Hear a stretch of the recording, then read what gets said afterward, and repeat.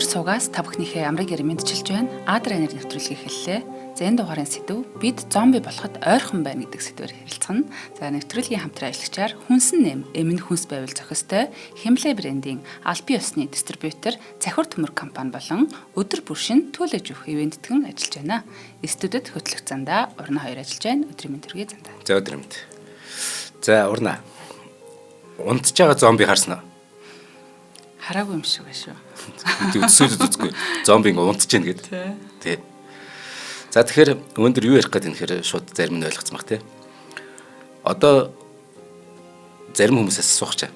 Өглөө ч юм уу, үдшийн бүр алинд нь ч хамаагүй ядарч цүлдээд байна уу? Цаанаал нэг идэхгүй болж урваагаал тий. Нурмаагаад байна уу? Өөрөөс асуугаарай. Олон хүнээс өөрсдөө ажиглаарай. Тэгвэл хэрэг энэ асуултанд тийм ээ гэдэг хариулт байвал та хоногт 6 цаг хүрэхгүй унтаад байна гэсэн үг. Хүмүүс бид жил иргэдсэн ер нь биологийн цагаа өөрсдөө эвдэж байна гэж одоо судлаачид үздэг. Хүн эрүүл чирэг, сэргэлэн цовоо, тэг ажлын бүтээмжтэй байхын тулд хоногт дор хаяж 8 цаг унтаж амрах ёстой гэдэг шинжилгээ ухааны үндсэлтэй байгалийн хууль бий. Гэтэл 1890-ад оноос буюу цахилгаан чийдэн үүснээс хойш энэ хугацаа багасаар өдгөө хүн төрөлхтний дундаж одоо нойр нь 6 цаг болсон. Тэгэхээр Америкийн нэгдсэн улсын Виржиниагийн технологийн их сургуулийн түүхч, нойр судлаач профессор Рожер Экергийн бичснээр аж үйлдвэрлэлтийн тэр хувьсгалаас өмнө дэлхийн нийтийн олонх нь тэр тусмаа бүр хоц суурин газрын одоо ухаан цагаан гартнууд хүртэл үдшийн гэгээ тасрахаас үүр хаяр хүртэл буюу дунджаар яг 9 цаг унтаж амардаг байж 120 жилийн өмнө. Харин 1890-с 1970 он хүртэлх тоо энэ 7 болоод буурсан. Тэгэхээр биднийг бүр төрхөөс өмнө манай аав ээжийнхэн одоо өдөрт дунджаар 7 цаг унтдаг байсан гэсэн үг. Дэлхийн нийтийн хүн төрөлхтнийг ярьж байгаа шүү дээ. Харин 1970-аас хойш одоо бид одоо ингэ мэдлээд тий 70-аас 2012 онд хүн төрөлхтөн 6 цаг унтдаг болсон. Дунджаар. Энэ янзаараа хэрвээ нойргүйцээр байх юм бол энэ зууны сүүлэхэд одоо 2080 он, 2090 он гэхэд хүн гэж амтан хоногт 4 цаг унтдаг зомби болж хувирах юм. Тэгэхээр 40 гаруй жилийн дотор бид унтаж амрах цагаа яг хүнд юунд алдчих вэ? Тэгэхээр өнөөдөр яг энэ тухай ярих. Бидний нойрыг хулгайсан гол буруутан бол энэ мэдээж удаан настаг цахилгаан чийдэнгээс ахуулаад дуугуур камер гэдэг одоо юу гэдэг нь орчин цагийн олон цахилгаан хэрэгслийг зохион бүтээсэн Томас Эдисон. Томас Эдисон биднийг зомби болгоцсон. Өөхсөн үнтэй өглөөсөө зархалтна гэдэг шиг юм бол. Яг тийм. Түүний гэмт хэрэг өнөө цагт ухаалаг гаргацсан. Таблет, зөөврийн компьютер гэдэг одоо ингээд бүр цаашаа хязгаар үргэлжлээд байгаа. Харвард их сургуулийн анагаахын салбарын одоо тэр салбар сургуулийнх нь харьяа нойр судлалын тэнхим гэж байт юм байна л да. Харвард их сургууль дотор. Тэр нойр судлалын тэнхимийн эрхлэгч нь Чарльз Цеслер гэдэг. Тэр хүн хэлснээр ийм хөхөлбийн ийм туяаны нөлөөнд ингээ удаан байх нь яг ингээд бүтэн сарны тэ ингээд тэргэл сарны доор шүнжин хөвтөгтэй адилхан гэдэг байхгүй. Бас эвгүй штэ. Тэргэл сар чи ямар орц байдгүй лээ тэ. Цэлмэг өдөр бол. Тийм өшгөө хахгүй л унтчихдаг сарны гэрэлд. Яг шүнжэнгөө яг тийм ингээд сарны гэрэл унтаад байна гэсэн үг. Тэгэхээр энэ хөхөлбий туяа гэдэг бол одоо энэ чээс ялгарч байгаа. Цахилгаан хэрэгслийн хөх туяа нь хүний бие дэх өдөр шөнийн мөчлөгийг нөгөө хян зохицуулдаг мелатонин гэдэг даавар гэдэг да. Тэр дааврын ялгарлыг бууруулчихдаг юм бэл. Тэр дааврыг нэг дарангуулцдаг. Энэ хөх туяа. Тэр дааварлж байгаа шүү. Харин тийм. Тэгэхээр зургтын сууг сольж байгаа л буудан дээрээ дуг хийх ч юм уу те iPad-а тэрврээд орондоо орох, дэрнийхээ хажууд гар утсаа тавьж хонохоо аль нь өөрийгөө хүн төрлөختөн одоо яг энийг сонсож байгаа хүн байвал те өөрийгөө удаанаар эвгүүтгэж байгаа хэрэг. Гэхдээ өглөө арай ядан ингээд орноосоо өндөгөл өдөржин унжиж явдгаа зөвхөн цахилгаан хэрэгсэл тохож болохгүй л дээ мэдээж. Байгалийн гэгээ тасарсны дараа бүгд идэвхтэй байх болсон нь Томас Эдисны одоо энэ те гэмт хэрэг эсвэл гавьяач гэсэн. Үүнийг ихтэй гол буруут нь өдөр шөнийн нөгөө химнэлээ зохицуулж чадахгүй байгаа хүмүүс бид өөрсдөө буруут нь. За тэгэхээр тархинд дах дур хүслийн цэгийг өдөөгч ямар бодис өгдөг лээ? Даавар. Окситоцин. Допамин. Допамин. Тийм, допамин тий. Энэ даавар л биднийг унтуулах хэлсэн. Герман эрдэмтдийн тогтоосноор допаминыг хамгийн их ялгаруулдаг зүйл нь өнөө цагт цахим сүлжээ болсон. За тэгэхээр Допамин гэдэг ер нь нэг тайлбарлах гэж оролдъё л да. Энэ болохоор биднийг ингээд юу гэдэг ч юм дээ. Их сонь нэг гачин донтуулд юм. Жишээ нь тийм шагналын даавар байхгүй. Одоо хүн жишээ нь ингээд мөрөөдөл тоглоомд их донтоод байдаг нь энэ допаминаас болоод.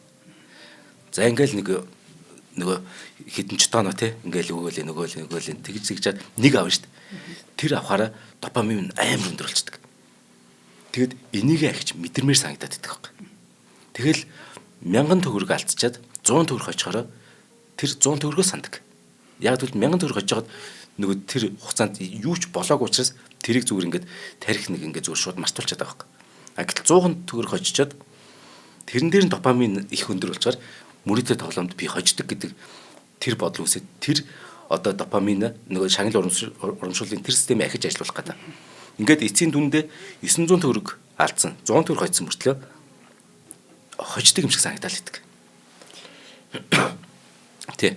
Тэгэхээр энэ тэгвэл энэ нойртой ямар хамаатай юм гэхээр тэ Instagram, Twitter, Facebook тэр хуудасаа нэг шалгах бүртэл шин содон мэдээ, бусдын зураг, эсвэл элдв тэ одоо ирээл бичлэг тэрэнд сонирхож нэг хэрэг дурлах бүрт бидний тархинд нөгөө допамин үргэлжлээд унтаж болохгүй. Одоо ахаад гоё юм харна гэд ингээл гүйлгээд идэг. Ингээл допамин тэ энэ унтаж болохгүй гэдэг мессежийг л нөгөө эдэрхтэнд хүргээд.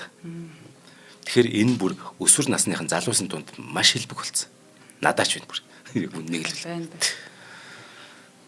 хэдэн жилийн өмнө бүр Pew гэдэг судалгааны байгууллага байдаг. Тэр судалгааны байгууллагаас олон улс орноос шүү. Зөвхөн Монголоос биш, Америкаас биш. Олон улс орноос төвүүрийн аргаар хийсэн санал асуулга байгаа байхгүй.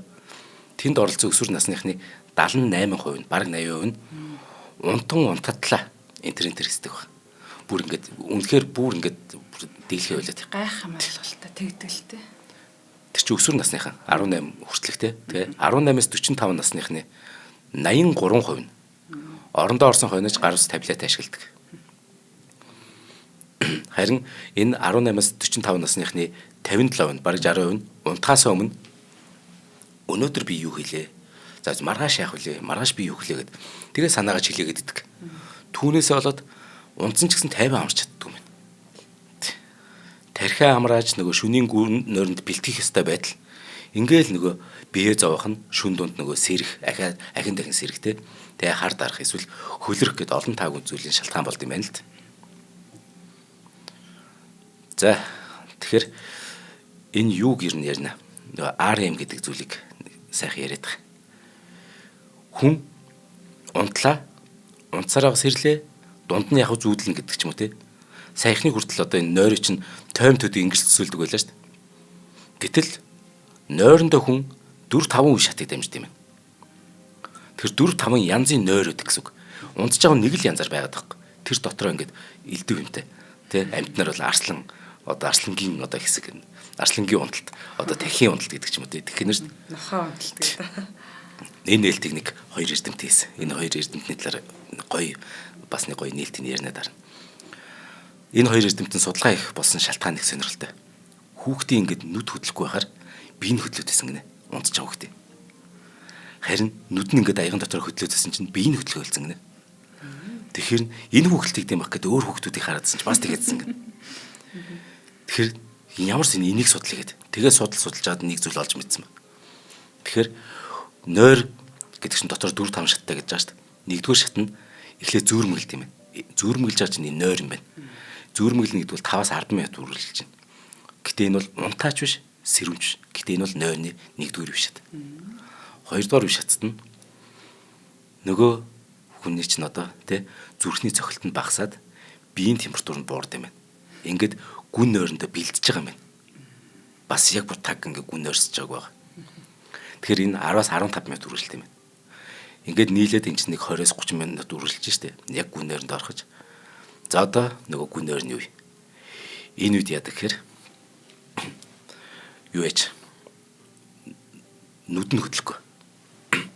Бие нь хөдлөдөг. Ингээ бие нь хөдлөдөг. Ингээл хажууд шараал тэг ингээл ер нь ингээд бид нар чинь яг камерт хэрэг бид нар өөрсдөө унтж байгаа юм бол янз бүрээр хөдлөл байгаа шүү дээ уулна. Арх ууга тасарчгаал нөгөө хөдөлгөөнгө унтчихдаг байхгүй хүмүүс чинь. Яг 90 сар болгон бол ингээ хөдлөнө. Яа тэгэхээр энэ биеийн хөдөлгөөд нэгдэж чинь ямар ч гэж бие чинь эмчлээд байгаа байхгүй. Тийм үү. Ядарсан, бэрцсэн, гимцэн эдээсээ эмчилж байгаа. Ямар гоё. Тий. Булчин шүрмэс гэд янз бүрийн эдээсүүдийг эмчлээд явчихдаг байхгүй шин. Тийм болохоор бие чинь хөдлөд. Одоо тэгж жагаад за бие чинь эмчилсэн. За байж байгаа одоо тархи руу орно гэд. За ингээд одоо тархин доторх мэдээлэл чинь боловсруулна. Энэ чинь нөгөө REM буюу Rapid Eye Movement гэхгүй. Нүдний төргө хөдөлгөөн. Унтаж байхад нүд хөдлөд байдаг да. Яг тэр юм. Тэгэхээр энэ одоо юуны гүн нойрны үе буюу нөгөө нүд хөдлөхгүйсэн гэсэн шүү дээ. Тэр үед бие организм амжилтаас гадна бас тархинд нөгөө онц шаардлагагүй мэдээллүүдийг устгадаг процесс явагддаг юм байна. Тэгвэл бид бүх юмаа цэжлэх галзуурна шүү дээ. Тэгээ энэ манай эзэнт хэрэггүй мэдээлэл дөө гэд ингээд устгаал бичдэг. Тэгэхээр шүн болгон тархины их цэвэрлэгээ хийгдэг гэсэн үг. Ингээд сайхан арч тий ингээд одоо маргаашд нь бэлдээд шүү дээ. Тэгэхгүй ингээд цэвэрлэдэггүй бол эн чинь шууд нэг баг 3 хоногийн дараа галзуурч байлгүй дээ. Тэгэд энэ тархины их цэвэрлэгээ энэ ажиллагаа дуусны дараа буюу тэр нүдний түргэн хөдөлгөөний үед их цэвэрлэгээс нэг авч үлдсэн мэдээлүүд гэж байгаа шүү дээ. Тэр мэдээллүүдийг одоо өмнөх бас мэдээллүүдтэй буюу хооронд нь бэхжүүлдэг процесс явагдаж байна. Гайхалтай нь энэ үед л хүн юм сурдаг гэж. Яг энэ үедээ сурдаг. Тархины холбоос үүсгэх нь шүү дээ. Яг үнэ. Сэрүүн байхдаа хэрэгтэй хэрэггүй мэдээллүүдийг цуглуулад унтаж байхдаа харин тархи түүнийг ангилдаг. Хэрэгтэй мэдээлэл гэсэн нейронуудыг хооронд нь холбож жинхэнэ мэдлэг болгож хувиргадаг процесс юм.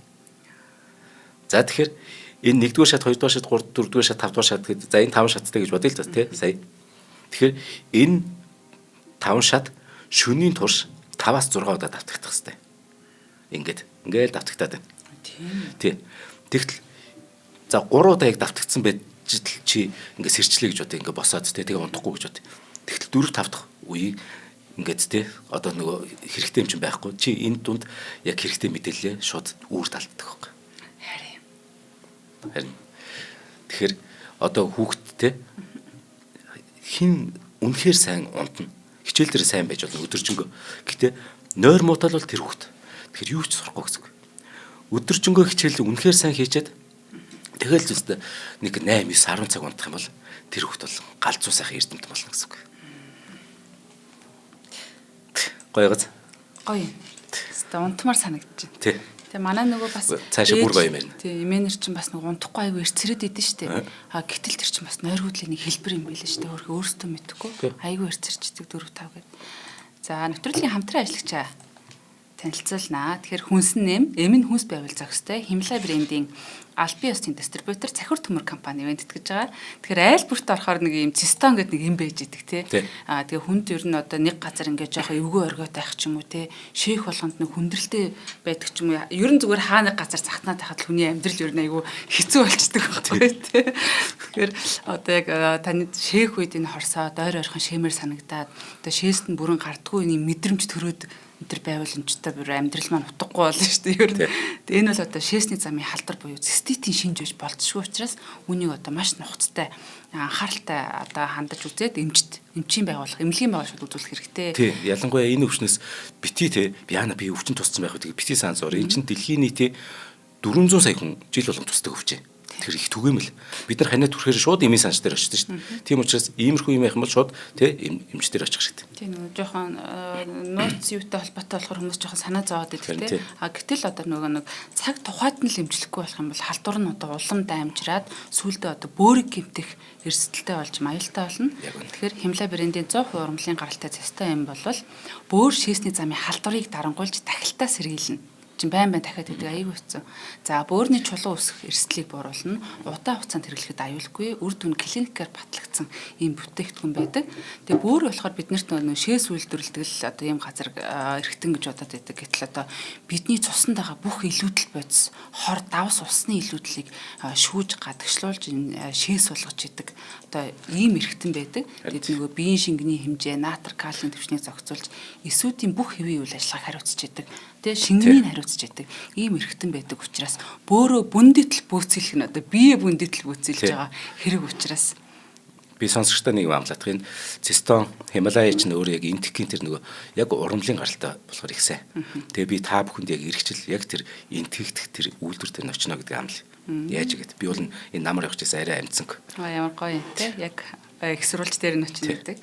За Himalaya брендийн цистоныг Монголын бүх сүлжээ эмийн сангуудаар худалдаалагдж байгаа болохоор та бүхэн тий гэртээ л ойрхон газраас аваад хэрэглэх боломжтой байна. Тэгээ холбогдох хугацны дугаар 80 80 53 28 гэсэн байна. За нэвтрүүлгийн мөн ивент гэж хамтарч ажиллаж байгаа. Himalaya брендийнхаа хамт олонд их баярлалаа. Тэгээ Himalaya-гийн ер нь цистон гэлтгүй маш олон бүтээгдэхүүнүүдийг бол өргөн дэлгэр хэрэгэлдэг. Шүтний яа нүдний тусаалгаас ахуулаад ер нь баярлалаа тань хамт олонд. За нөгөө RM буюу ингээд нүд тий одоо аяган дотор зөвхний цаана ингээд хөдлөөд байгаа шүү дээ. Гэтэ эн чинь шөнийн турш гэх юм бол их мөө энэ нөгөө зохистой харьцаа гэж байх хэвээр. Сүүн тэжээлтнүүд энэ дотор мэдээж бид багтана. Бид нар сүүн тэжээлт учраас сүүн тэжээлтнүүдийн нойрны 20%-ийг нь RM эзлэх хэвээр дунджаар. Илүү нэг гараад иж болохгүй дутаж болохгүй. Тэгсэн Англи Америк эрдэмтдийн хамтарсан судалгааны баг нэг 7-8 жилийн өмнө RM-ийн шинж одоо тэмдэг үр дагаврыг нь хулган дээр сурчсан байна. Хулган манай хулган хулган бол Нобелийн шагнал авах хэрэгтэй инх тавина тий. Ангаахын ч гэсэн физикийн ч гэсэн бүгдийг утга зохиолоос бусд. За тэгэхээр нойрны энэ RM 20% байх энэ хэлбэр үүнээс илүү бага юм уу? Эсвэл их юм уу? Тэгж байх юм бол тархины эдис өгчөж зүрхнийх юм алдагддаг юм байна л да. Их ядарсан юм уу? Ядарсан ч юм уу те олон шин дараал нойр дутуу явсан сэтгэл зүйн хувь докторгүй байгаа эсвэл сэтгцийн өөрчлөлттэй хүмүүс нөдөө хөдөлгөн тэр RM их унтах нь их байдаг. Тэгвэл лабораторийн нөгөө мэрэгчдийг зориуд нойр хөдөлж байгаад нөгөө эрдэмтэд чинь унтахт нь нүдний хөдөлгөөнийг ажигласан эрдэмтэд зохих хэмжээнд нөгөө унтаж амарч байгаа мэрэгчд гээд бас тустай байгаа шүү дээ. Зориуд бас унтуулахгүй унтуулсан бас мэрэгчд гээд байгаа. Тэгээ харьцуулсан чинь байнга нөгөө нүдээ хөдөлгөж унтдаг ч юм уу эсвэл бүр огт нүдээ хөдлөхгүй бүр RM-ийн шинжгүй хулгунууд нөгөө энгийн хулгунуудаас эрт үхсэн баг. Маш хурд үхсэн баг гэж. Үүнээс үндэслээд RM-ийн хувийг зохих хэмжээнд нь барихын тулд хамгийн багадаа шүү. Хүн ер нь 5-6 цаг унтах хэрэгтэй. Бүр хамгийн багыг нь ярьж байна. Өдөрт. Зохистой нь бол бүр 8-9 шүү. Тий, наснаас шалтгаалаа хүүхдүүд одоо бүр 13 цаг энэ. За тэгэхээр одоо нөгөө допамин их хэмжээгээр ялгараад бид нар өөрсдөө нойргуудуулъя те. Ингээд тарих амрахгүй байх нь зөвхөн ядаргаанд хүрэгдэг юм биш. Нойргуудлаас үүдсэн олон сөрөг үр дагавар шин одоо энэ эрний өвчин гэдэг энэ тим нэртэй болсон. Шин эрний өвчин гэдэг юм нэртэй анааханд бүртгэж том магадгүй. Яагаад тэгэхээр нойр дутуу байхын хамгийн том аюул нь сэтгцийн өөрчлөлт. Генийн 700 гаруй хувирал. Тэгэхээр бид нэг зомби болох гэдэг энэ нэвтрүүлэг ингэж нэрлсэн учиртай. Гений хувирал ноцтой шүү. Тий. Хамгийн их нойр авах учиртай нөгөө бага залуу насндаа хангалттай хэрэг унтаж амрахгүй байх юм бол эцэг эхээс өвлж авсан гений мэдээллийг өөрчилж хүнийг байх ёстойгоос нь өөр болгочдөг. Тэгээд өөрөө дараагийн үүрүүд мөгөлдөд тэр нь ингээд алдаа болоод хувирчин. Гений алдаа бол хамгийн амжигтай шүү дээ. Генийн гаралтай олон өвчин төрөлхийн эмгэгүүд нь чухамдаа тухайн хүний эцэг эхийнхээ нойргуудлаас болдог.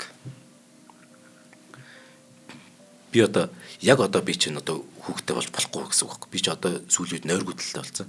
Одоо би энийг эмчлэх гээд оролдоод байгаа юм. Тэгэхээр яг одоо би хүүхдтэй бол магадгүй нөгөө гений одоо тийм шүү дээ. Удамшин шүү дээ. Тийм гачийн болж магадгүй байхгүй. Тэгэхээр энийг өөрчлө анзаарах хэрэгтэй байна. За нойргуудлын бүр гэмт хэрэг байна. Нойргуудлын гэмт хэрэг. Сонбоз ийм нэр томьёо бүр саяхнаас биелж байна. 10 жил болж байна. 20 жил ч юм уу. Япон улс болон Европын холбооны шинжилгээ ухааны салбар дахь хамтын ажиллагааны хүрээнд хийгдсэн нэгэн судалгаа байна. Бүр хэд хэдэн судалгаа.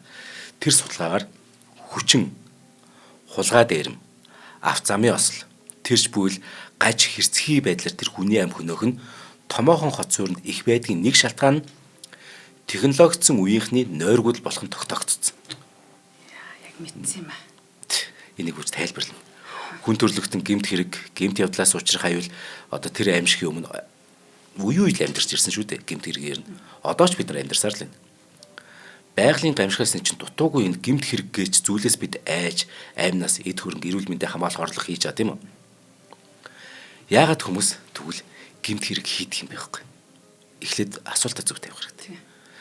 Үүнийг бүр эртнээс судалсаар ирсэн. Энэ бүр шинжилгээ ухаан болтлоо одоо хөгжсөн. Гэмт хэрэг гэж юу болох? Ямар учир шалтгаанаар үйлдэгддэг болох? Гэмт хэрэг үйлдэхсэд нь ямар нэгэн тийм хувийн онцлог шинжтэй хэсэг талаар одоо сонирхон судалдаг ухааныг криминолог гэж тий. криминия буюу гэмт хэрэг, логи буюу ухаан, гэмт хэргийг судлах ухаан л гэсэн үг шүү дээ. Япон болон Европын холбооны хамтарсан 2021 оны криминологийн судалгаа байгаа. Одоо энэ 4 жил өмнөх. Тэгсэн тэр судалгаанд нойр дутуу хүмүүсийн дунд төрөмгийн авир мөн шийдвэрийн алдаа эрсдэлд татагдах зан үйлийн түвшин гэж байна. Тэр нь нойр сайтай улсуудаас 40-с бүр 60% илүү байгаа. Тэр нойр сайтай нэг 10 байлаа гэж бодъё. А нөгөө тал тэгсэн чинь 15 хүн одоо гэмт хэрэгтнүүд гэж бодъё л. Тэгсэн яасан гэхээр их төрөмгийн авир мөртэй гэж аахгүй. Тэгээ нойр муутай гол нь.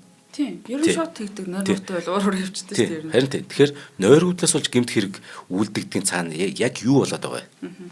Унтахгүй үед тархины уртлын бор гадарга буюу prefrontal cortex буюу шийдвэр гаргах төв тийм үү? Шийдвэр гаргах төвийн идэвхэнд бурчтэй.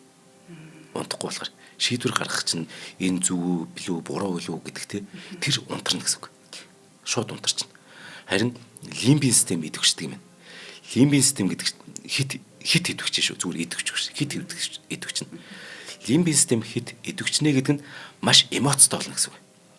Тэгсэн мөртлөө чи нөгөө шийдвэр гаргах төвчөн унтарсан тийм үү? Тэгсэн мөртлөө маш эмоцтой.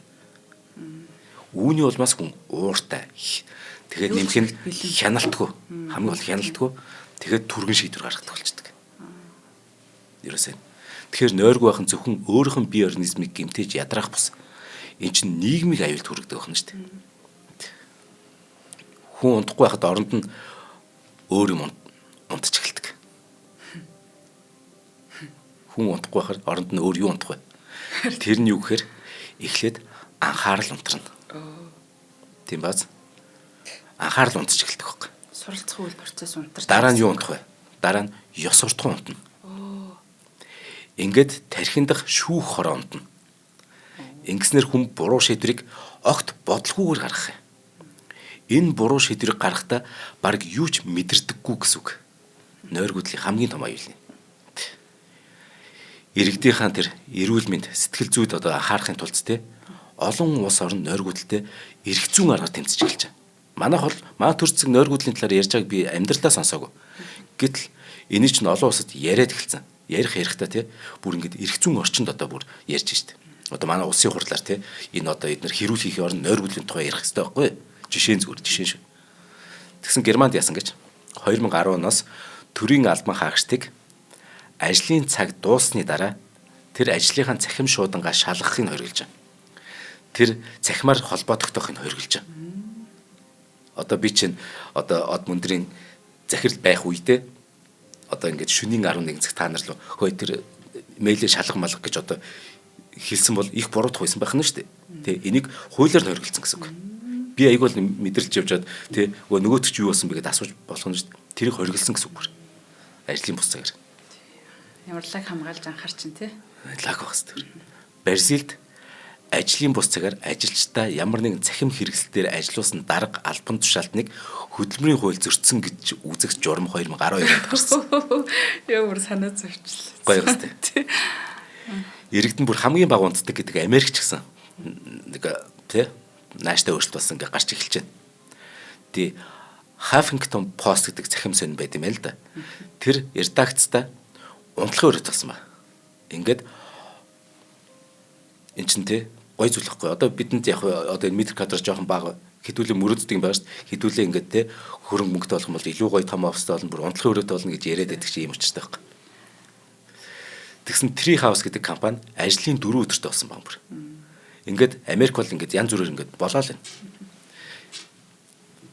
Гэтэ тий яагаад гэдгийг ахиж хариулна. Учир нь нойргуудл зөвхөн эрүүл мэндийн биш байхгүй. Зөвхөн эрүүл мэндийн биш. Эдийн засгт муугарна гэлээ. Нэг компани од мөндрийн чинь бүтээмж нь багасч сэтгэл зүйн хямралын суур хүчин зүйлс болдог учраас ийм шийдвэрүүдийг компаниуд ингээд болон зарим улс орон гаргаад Rand Europe гэдэг судалгааны байгууллагадаг. Тэр байгууллагын 2017 онд гаргасан тайланд Америкийн нэгдсэн улсын эдийн засаг жил бүр нойр дутуу байдлаас болж жил бүр 411 тэрбум доллар алддаг гэдэг судалгаа гарсан. Тэгээд бид нарыг унт гэдэг юм шүү дээ. Сайн цагаар бас яг үхлийн нойр Би бол та нарыг бүр байн унт гэдэг шүү дээ. Докигээс ирэхлээс айтайхан болчихсон. Байн унтаач гэдэг чинь тийм ч дээ. Яг л би чинь ашиг орлого олмоор шүү дээ. Тэгж харина. Тий. Тэгэхээр нойрыг хувь хүн бүрийн асуудал гэж биш те. Нийгмийн асуудал гэж үзэх цаг болсон. Ажилчдаа, сурагчдаа, иргэдээ амраах соёл гэдэг энэ цоошин ертөнцийн нэгэн үнэт зүйл болох гэдэг байхгүй юу? Энэ компани ажилчдаа амраад юм биш шүү дээ. Тэр сургууль сурагчдаа унтуулд юм биш шүү дээ. Энэ чинь өөрөө цоошин ертөнцийн үнэт зүйл байхгүй. Маш санал нэг байна. Тий. Иргэдийн ажиллаж амьдрах нөхцөлийг сайжруулах Европын сан гэдэг нэртэй байгууллага байгаа. Европын сан байгууллагын 2010 онд хийсэн судалгаанд хүн 7 хоногт 30 цаг буюу өдөрт дунджаар 6 цагаас илүүгүй ажиллах хэрэгтэй. Өдөрт. Бид нар 10 цагт ирсэн бол 16 цагт дуусгах хэрэгтэй. Тэгвэл эрүүл байгаа зогсохгүй их зүйл бүтээн гэж. Ийм хандлага зарим улсад бол шин зүйл биш ээ. Ялангуяа газрын дундад тэнгис орчмын буюу өмнөд Европын орнууд одоо Итали, Испани гэх мэттэй мөн Филиппин, Мексик гэд эдгээр улсуудад өдрийн цагаар ажилтнуудаа дуг гэхийг зөвшөөрдөг албан байгууллага маш олон байдаг. Швед, Норвеги улсуудад ажлын 6 цагийн хуваарийг туршсан ба. Тэгсэн яасан гэж бүтээмж нь бид нар бодохдоо багасна гэж бодож байгаа. Тэгсэн чинь 20-30% нэмэгдсэн. Ямар гоё. Тэгээд дээр нь бүр ажилтны сэтгэл ханамж 50% нэмэгдсэн. Гэтэ энэ яагаад вэ гэдгийг бас тайлбарлая. Хүний амьдралын хэмнэл өөрөө 90 минутын мөчлөгтэй ихэнх хамааралтай байдаг. 90 минутын мөчлөг. Бидний ер нь бүх юм ингээд 90 минут. Нөгөө өдөрт нөгөө ингээд юм чинь нэг нойр хүртэл ингээд нэг 5 удаа давтагддаг гэдэг чинь. Тэр чинь ойролцоогоор 90 минут явчаад 2 дахь 90 минут, 3 дахь 90 минут гэж явдаг байхгүй. Бидний ер нь бүх юм нэг сони 90 минуттай их нөгөө хамааралтай. Анхаарал төвлөрөх чадвар хүртэл биднийх 90 минутанд л багтдаг. Ер нь хүний тэр нэг мөчлөг нь 90 минут гэдэг. Тэгэхээр өдөрт 6 цаг ажиллахад энэ 90 минутын цикл чинь өөрөө 4 удаа давтагдана гэсэн үг. Түүнээс цааш тарих угаасаа энэ амарч шаардна. Өдөр чи 6 цагаас илүү төвлөрөх нь чи угаасаа физиологийн боломжгүй юм. Тэгээд ит юм аа. Харин тий. 16 цаг өнгөрөөл яг дуусчдаг байхгүй. Тий. Хэр боломжтой гэж үзээд одоо чамайг тий 8 цаг ажиллуулах юм бол одоо од мөндрийн захирал зулаан маань тий хүссэн үр дүнгээ яагаад авч чадахгүй гэсэн үг юм. Үнэ. Тий. Тэгэхээр их ажиллах нь их бүтээн гэсэн үг биш. Уу яг бид нар харин тийм болохоор одоо энэ л боломжгүй болохоос ирээдүйд амар гоё офстой болоод унтлагын өрөөнүүтэй болоод тэгэх юм бол бүрийн хангалттай сайхан унтаал ирч хүчтэй хэдүүлээ улам гоё одоо хүргэн штэ. Тэгээ заримдаа ядарчаар угаас нам хүмүүс одоо ээр болсон гэдэг байна. Зүйлүүд нөө жоох ядралтай нойргуулалт болохоор би ингээ нэг юм амар ээрч муурч яриад байгаа. Хүмүүсийн шүмжлэг би бол маш зүг гэж боддог. Би хин нэгэнд мэдлэг түгээн гэчээд ингээд ээрч муураад байгаа чинь их төвөгтэй штэ бас тий. Тэгэхээр сайн унтаж төвлөрөх тэр хугацаанд юм бүтээн гэдэг нь л жинхэнэ бүтээмж болж байгаа. Тэгэхээр амралт бол хөдөлмөрийн сөрөг тал биш. Харин ч хөдөлмөрийн системийн салшгүй нэг хэсэг. Өдөр 6 цагаас илүү ажиллах ёсгүй гэдэг бол залхуурал биш. Энэ бол шинжлэх ухааны дүгнэлт юм. Хүн унтаж тархи амраахаар сэтгэл нь ирүүлнэ. Сэтгэл ирүүл бол бүтээмж өндөрснө. Тэгэхээр нойргууд бол 21-р зууны энэ дайн тахал юм. Энэ тахал энэ дайнтай бид буу зэвсэгтэй биш. Харин гэрэл, дэлгэц, цахилгаан, цагийн эсрэг өрнж байгаа дай. Энэ дайнд ялах ганц л арга. Тэр бол амрах. Ямар сайхан. За цаашаа юм ярина. Гэхдээ үнэн популист ууснаа сая. За, нэвтрүүлгийн хамтрал шиг танилцуулъя. Өдөр бүр шин түлээж үеийн хамт олон манай од мөндөртөө олон нэвтрүүлгүүдийг ивент гэж шинжлэх ухааны танаа мэдгүй дэмжиж байдаг. Тэгэхээр өдөр бүр шинээр орлсон хамгийн тансаг амтыг мэдрүүлэх сүүн кремтэй билүү одоо эдний бас хамгийн өндөр борлуулалттай бүтээгдэхүүн байдаг. Би тэгээд сүүлд яг түлээж үеийн энэ дээрээ гүцээлцгэнтэй энэ билүүг нийцсэн чинь бүр ийм гоё амттай байдаг үлээгөө бүр Диважингийн амт амтагдаад нэг билүү идэх гэхээр нэг юм гуралтай чихэр идэх гэдэг юм шиг заримдаа бас нэг жоохон тийм мэдрэмж төрдөг те. Тэгсэн чинь энэ сүүн кремтэй билүү яг нөгөө нэг гоё шинээр нь одоо энэ чинь нөгөө нэг шинээр нь идэх хэрэгтэй байдаг. Тэгэд амтлсан чинь бүр үнэхээр гоё амттай санагдсан. Тэгээд баярын мэдрэмж төрөө те. Би шалтгаан мэдэн шүү дээ. Яг ийм гоё амттай те. За. Чи үнэхээр мэдэхгүй ч магадгүй. Яг би нэг бизнес хийх гэдэг байгаа юм. Тэгж яваад би судалсан. Яг тэр сая нөгөө Турк гүрж энэ төр явлаа штэ. Сая хаварч явлаа, өнгөрсөн жилч явлаа. Тэнд ургац нь өөр юм байна. Гурил нь тэнд гурилан бүтээгдэхүүн бүгд гоё. Бүх юм нь гоё. Бүр шал өөр юм байна харин. Тэгээд би түлээж зүгээр асуусан баг. Та нар энэ гурил мөрлийн хаанаас авдаг гэж? Францаас авдаг гэж. Испани дээрээс. Тэгээ бид нар хизээж идж үзэж хөө байж магадгүй тийм гурил хэрэглээд байгаа юм надулж. Үгүй харин тийм байлээ. Одоо нөгөө дэлгүүр оршимд явж байгаа чинь яг нөгөө монгол шиг гурлаа авъя гэхээр олдохгүй. Тэгээд нөгөө гурлнуудын учрыг олддог юм байлээ шүү дээ. Бид нар чи яг нөгөө учрыг сайн мэдэхгүй те. Тэгэхээр одоо баяр ёслол болон төрсөн өдөр романтик болцоо өдөр тутмын те өдөр тутамдаа өөрийгөө шагнагч юм уу энэ байдлаар та бүхэн Францаас оруулж ирдэг те тансаг амтын бэлогоос амсах боломжтой байна. Тэгээд сүн кремтэй бэлог бол нэг зөөлөн бүтцтэй маш юм идэхэд одоо те юм төгс хослол болж өгдөгөө. Тэгээд бүх салбаруудаар борлуулагдаж байгаа. За Түлэжүү брендийн хамгийн хайр татам, хамгийн тансаг бас сүн кремтэй бас нэг бэлог байна. Энэ бол одоо бас гүзээлцэг нэр чимгэлсэн юм дугуй бэлог байгаа. Та бүхэн маань тэгээд бас яг баярын өдрөө яг энэ тэ сүн strawberry queen гэдэг нэртэй энэ бэлог авч идээсэ тэ шинэ амтны юм гоё туршлагыг аваасаа гэж хүсэж байна. 11-р сарын 1-ээс эхлэн бүх салбаруудаар борлуулагдах юм байлээ. Тэгээд Монтрейхэн бид нэр бас амсч утсан тэгэхээр гайхалтай яг тийм час хийсэн жорын амт гэж байдаг бол үнийг бас хэлнэ. Холбогдох утас нь 75 75 75 10 гэсэн байна. TLGC гэмээр сайтаар болон Toothless Juice Mongolia гэдэг та бүхэн маань Facebook дээр дагаад авах юм бол гоё хямдрал те энэ чинь бас одоо янз бүрийн ивентүүд болдог тэр бүхний цаг алдалгүй авах боломжтой. Нэвтрүүлгийн маань ивенттэн хамтран ажиллаж байгаа. Танай байгууллагын хамт олонд их баярлалаа. Тий. Сайн гоё Toothless Juice гэдэг. Харин тийм ээ бид нар ч нөгөө Франц хүн биш болохоор яг хэлж чадахгүй. Тулаж юухан энэ гэдэг те. Тулаж юухан энэ гэдэг. Хөрх хичээгээд байгаа болтой. Toothless Juice гэхэл гоё санагдаад байна.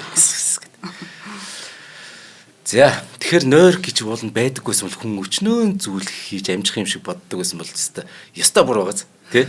Хоёр ажил зэрэг хийдэг ч юм уу эсвэл ажлын хайжгаар сурдаг ч юм уу тий? Богино наслахын цондон шүү дээ тэр. Тэгэхээр зүгээр өөрийгөө амиа эгүүдчихсэн байна. Тий юу сурахчгүй мэн угаас. Тий сурахчгүй. Тий.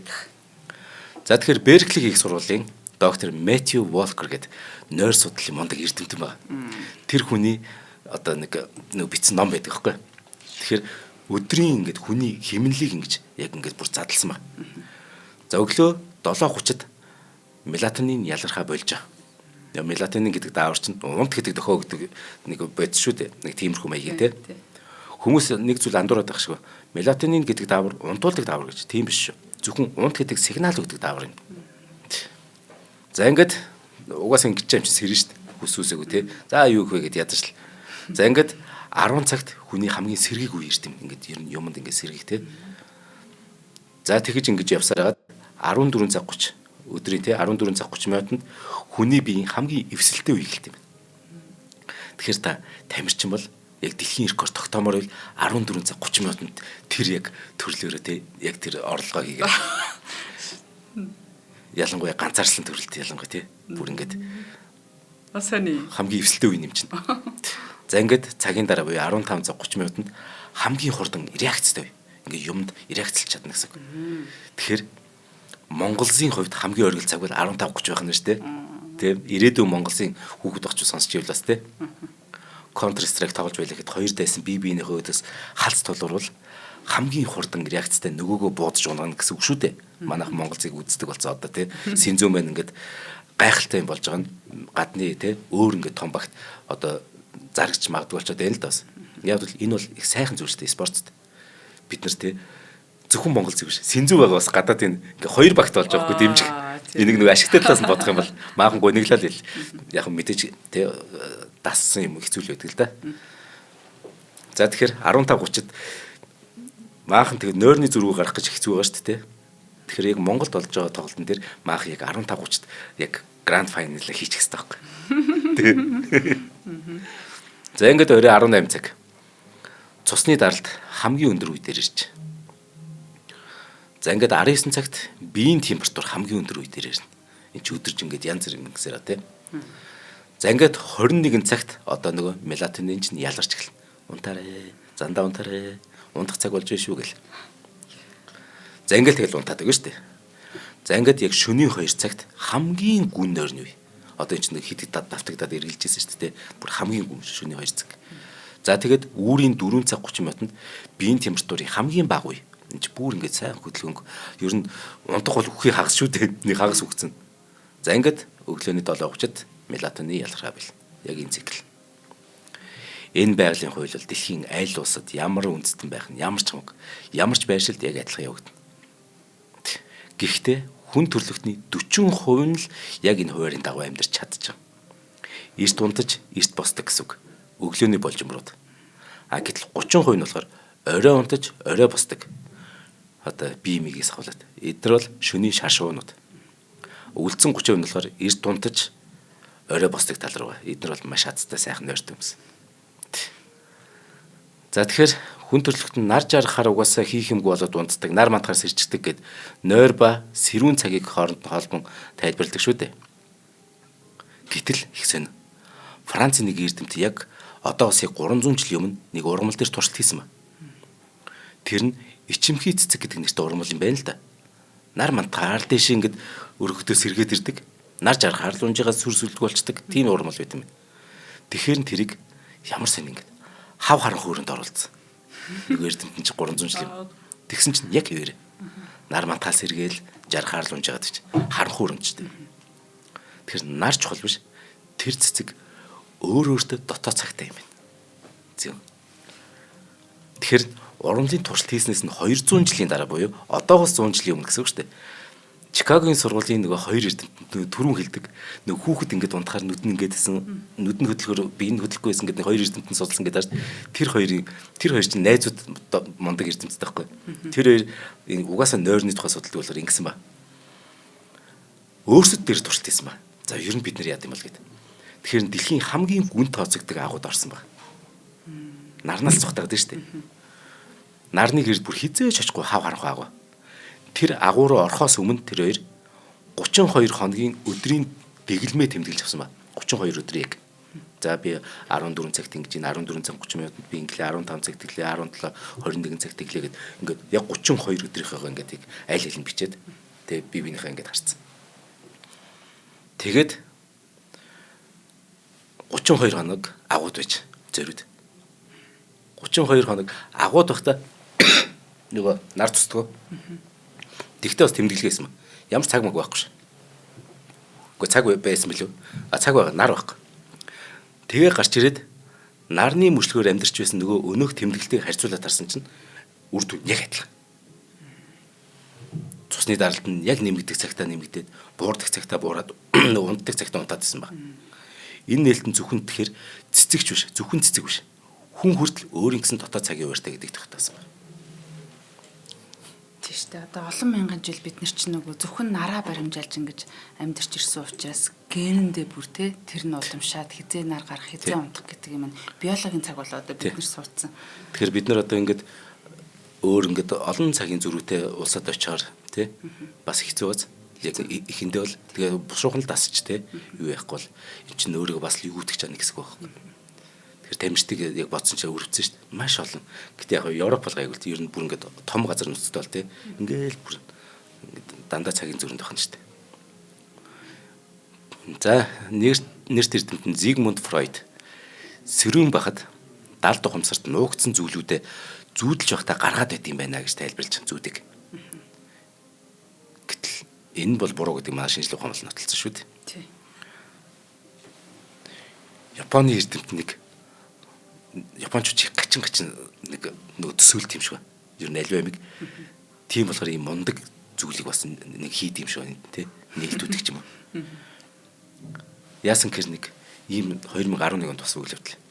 Машин гэж хэлэнгүүд тэр хүний тархины аль нейрон яг идэвхж чинь гэдгийг олоод тэр байршлыг нь машин гэж тэмдэглэж. Гүөх гингүүд одоо чиний яг нейронд аль нь идэвхж чинь тэрийг нь бас ингээд их тэр газар нь яг за гүөх гэд энэ гүөх харилцаа хэсэг байх нь шүү дээ. Хайртай хүн. Тий, үгүй яддаг хүн. Захирал зандаа одоо сансар гэдэг ч юм юу ч хамаагүй. Ингээд тэр болгонд аль нейроны идэвхж чинь ингээд тэрнтэй хатгаад ажилладаг. Энэ болгоны байрлалыг тэмдэглэсэн. Тэгээд нөгөө хүнээ унтуулсан баг. За унтаарай гэд. Тэгээд тархинд нь баг зүлгэж. Сэрэгт нь чисээ улаан өнгийн машин зүүдэлсэн гэсэн. Тийм гэсэн. Гайхалтай. Гоё гоц. Яа, ингээд зүүдийг бичдэг болчихвол яана. Харин тий. Тэгэхээр зүүдний яг ач холбогдол нь юу вэ? Кинонд дэр чинь бид нөгөө дайнд явж одоо үзээгөө азуулж бурхан минь тий. Нөгөө дайнд явж үзээгөө ч гэсэн нөгөө дайнтай кино зөндөө үзчихсэн. Цэргүүд гэртээ харьцаад удаан хугацаанд турш тэр нь хар дар зүүдлээ цочиж ирж байгаа хэсэг байдаг шүү дээ. Тэр чинь бол бодит үйл явдлыг кинонд дэр болгосон шүү дээ. Тэ? Эн чинь нөгөө хар дар зүүдлээд байгаа тэр цочиж ирээд байгаа чинь илаарших үйл явцсан байна. Идэгж байгаа процесс юм байна. Сэтгцийн гэмтлээ илаашуулах процесс юм байна. Хэдий тоо зүүдэл нь төдий чинэгээр сайн. Тэр нөгөө муу муухай мэг. Айжмдаа тэр зүүд өөрөө бүдгэрт юм байна. Ингээд өөрийгөө эмчсээр сүулдэ энэ гэмтэл нь байхгүй болд юм байна. Өөх тэгвэл баг муу зүүдэл баярлах юм шүү. Тэр мөр эмчлэгдэж гин гэд. Гэхдээ гэтээ нэг одоо тийм ээ яг үнэ. Одоо би үнэхээр нэг дайнд те найзгаа алдчихлаа гэж бодъё л та зүгээр. Тэгэх юм бол тэрийгээ би ингээд насан туршдаа те ингээд амар хэцүү штэй мэдээж би яг яаж үгснийг ч харсан байвал. Тэгтэл ингээд зүүдэлсээр тэгээ бүдгэрдэг гинэ. Ингээд тэгээд өөрийгөө эмчилж тийм. Зүүдний ач холбогдол тэр юм. Тэгэхээр зүүд бол те хүнийг сэтгцийн эмгэгтэй болохоос сэргийлдэг процесс юм байна бас. Гүн нойрны үед хэрэггүй мэдээлэл устгадаг гэсэнтэй. Тэгээ нүдний төргөн хөдөлгөөний үед болохоор хэрэгтэй мэдээллүүд хоорондоо холбогддог ч юм уу те. Тэр нүд хөдөлж байхад бид зүүдэлт юм. Нөгөө мэдээллүүд хоорондоо холбогдож байх үед тархинд логик сэтгэлгээний хэсэг нь амарчд юм. Тархины логик сэтгэлгээ зүгээр унтаад өгдөг. Хамгийн чухал амьдрал дээр хэрэгтэй юм маань унтарчлаа шүү дээ. Тэгээд одоо чинь өнөөдөр би уулзсан хүнээ одоо энэ нөгөө тархи маань энийг чухал мэдээлэх юм бол миний нөгөө ингээд ой самжир ингээд энэ чинь ингээд инсталлж байгаа шүү дээ. Тэгээ флаш ингээд суулгаж байгаа ингээд тэг биччихүүлдэж шүү дээ. Тэгсэн чинь энэ нь болохоор миний бүр гитар дардагтай нийлчих болох байхгүй чинь. Яг тэгвэл нөгөө лог сэтгэлээ унтцсан юм чинь юутай ч хамаагүй. Тэгээд би одоо нөгөө өнөөдөр танилцсан одоо бүсгүй ингээ гитар тоглосон надад дуу муу дуулж өгöd тэгс мөртлөө бит хоёр ингээ нисэж мисэж болох байхгүй тий ингээ усанд ингээ шомбож юмбал тий одоо би бол чинь лог унтарсан юм чи яаж болно тэгэхээр нисэж болно нарыг цэнхэр өнгөтэйгээр харж болно лог унтарсан учраас тэгэхээр энэ үе нь хүний бүтээл сэтгэлгээг хөгжүүлдэг юм байна зүүдэндээ зохиос ингээ алдартай юмнууд яг энэ мөчөөс гаралтай тэгээд сэрэнгүүтээ нөгөөдөр чинь марттаагүй дээр нь хөгжмийн зохиолч нар ингээд юм бичиж аваад яруу найрагч нар гоё тэр шүлгээ бичээд зураач нар тэр харсан юм газ нөгөө зурч гэлдэг чинь юм ч тийм. Яг л логик байхгүй учраас чөлөөтэй сэтгэж байгаа байхгүй. Ментлийн өвлөх системээ зүүдэнд олсон гэдэг нь юм учиртай. Сэрүүн багтаа логик тарих нь ажиллаад байсан болохоор учрыг нь олж өгөхгүй байхгүй. Цаач зөнгөөрөө нэг юм учир зүү гэж байгаа гэж бодоод байдаг. Гэтэл зүүдэнд нь лог амарсан чинь Менделеевд байсан тэр олон хэрэгтэй мэдээллүүд бүтээлч байдлаар эн тэнд яваад азар зүвцэгцэндээ ороод тэрийг өглөө сансан гэсэн үг. Би ихтэй энэ дэр ингэж боддог шүү дээ. Одоо ер нь сүүлийн үед нөгөө зүүдэндээ нээлт хийх явдал байхгүй болсон шүү дээ, тий. Дэх үед нөгөө айгүйх байсан. Одоо нээхэм болтохгүй юм чи. Үгүй одоо юм нээ гэвэл яалчгүй бүр маш бүр ингээд бүр амар мэдлэгтэй болох хэрэгтэй болчиход байгаа юм.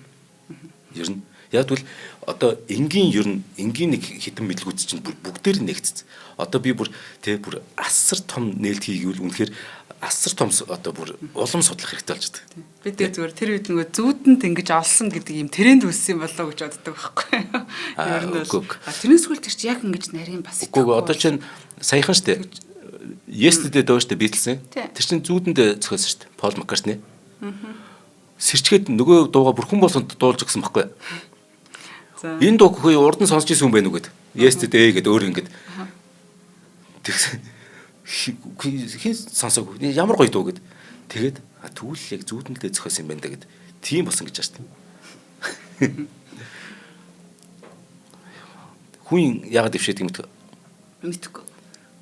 Хариулт нь үнэн гоё шүү дээ. Яасан гэж энэ хариултыг олохын тулд эрдэмтдээртэй Парис хотноо 2010 он цугласан байхгүй. Олон улсын анхны хурал ээж эвших хурлыг эвшээлтийн эрдэмтдийн ингээд анхны хурал 10 онд Парист болсон. Тэгэхэд яасан гэж ямар ч үр дүнд хүрээгүй. Хин ч яг одоо тайлбарч чадахгүй. Амьтад хүртэл эвшээд тэгтээ. Хүн ч ус Заагаас шувуу хөвлөөр явж сээр нуралтай амьтдын дийлэх нэвшэдэг. Анаашнаас босоод сүүн тижилтэй амьтдыг нэвшэдэг. Дийлэх амьтдын үед нэвшээх нь амгалан тайван байдлыг бос харин эсэргээр стресс, сандарлыг илэрхийлж буй хэрэг. Муур, нохой эзнийхээ хамт ингээд амьтдын эмнэлэгт үзүүлэхэр хэрэгтэй байн бай эвшээгээд байдаг нь сэтгэл тавгүйг илэрхийлж байгаа шүү манайхаа. Гэтэ зарим амьтдын үед эвшээх нь хоолны дохиож болдоо ш. Тэ. Энийг за хүн бол амьдралынхаа туршид 250 мянган удаа эвшээдэг гэж. Энэ сайхан зүйлийг хэлээд нэвтрүүлэг өндөрлөе даа. За тэгэхээр зомби болоход ойрхон бааз? Тий, ойрхон байна. Нойр гэдэг бол бидний амьдралын эрүүл сарвал сэтгэж эрүүл сарвал одоо бие махбодтой амьдрах хамгийн чухал зүйл бол яалтчгүй нойр мөө. За нэвтрүүлгийн хамтран ажиллагчаар хүнсэн нэм эмэн хүнс байвал зохистой Химла брендийн аль биесийн дистрибьютор Захир төмөр компани болон өдөр бүр шинэ түлэж өв ивэнтдээ ажиллалаа. За хамтаа байсан үзэг сонсогчтой болон зандаа их баярлалаа. Нэвтрүүлэг НТV Хот Мөндөр радио 107 83.3 гэсэн хост толгоноор та бүхэндээ хүрэлээ. Дараагийн дугаараараа уулзцгаая. Баярлалаа. За баярлалаа.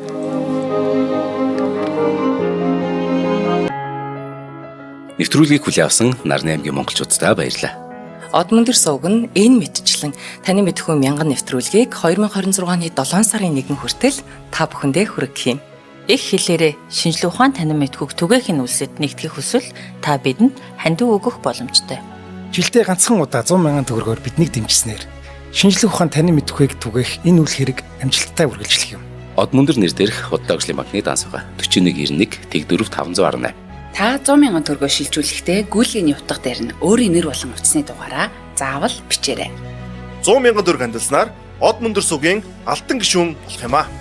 Шинжлэх ухаан танин мэдхгүй Монголд ялах болтугай.